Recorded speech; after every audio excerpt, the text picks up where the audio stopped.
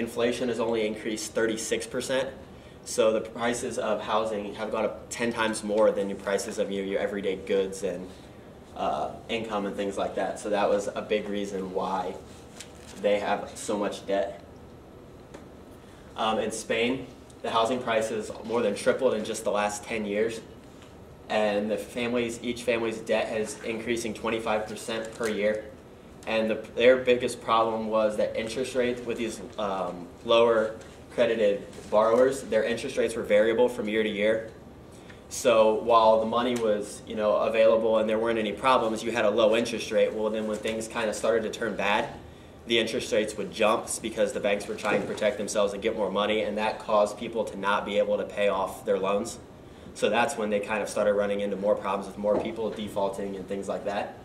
But their banking system was actually pretty well equipped because they had more conservative banking laws, so they didn't give out as much of subprime loans and to risky borrowers as other countries.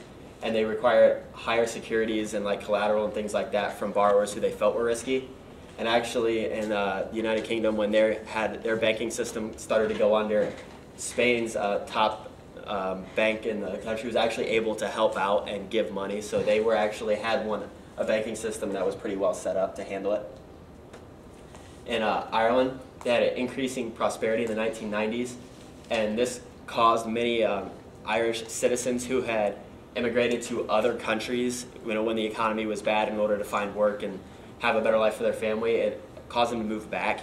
So that increased the demand and housing prices, which artificially, jacked the housing prices up even more. So then, people were having to take out more money in order to buy the houses, which then they couldn't afford to pay, and which is the problem they ran into. And the Central Bank of Ireland, which actually admitted that in 2005 the houses were overvalued by over 60%. And they also ran into a big problem with Liam Carroll, who is a big developer, who was taking out a lot of loans to build homes for different families that maybe couldn't afford them. And so when they couldn't pay the loans, he couldn't pay back. So he lost over 1.3 billion euros that he